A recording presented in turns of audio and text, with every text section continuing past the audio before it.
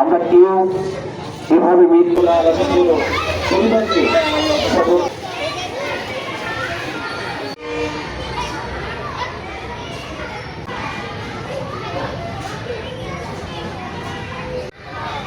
Allahu Akbar. Assalamualaikum warahmatullah. Assalamualaikum warahmatullah.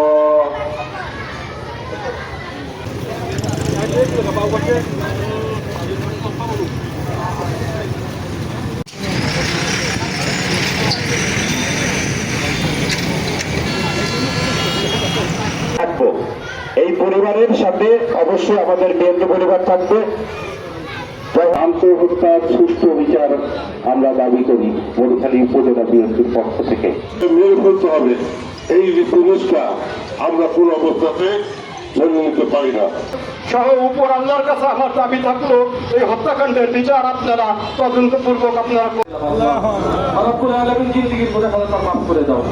রব্বুল আলামিন তার কবরের সওয়াব মাওলাকে সহজ করে দিও আল্লাহ। রব্বুল আলামিন জান্নাতি মেহমান হিসেবে মাওলা তুমি কবুল করে নাও।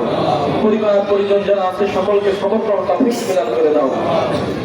سبحان ربك رب العزة عما يصفون وسلام على المرسلين والحمد لله رب العالمين برحمتك يا أرحم الراحمين.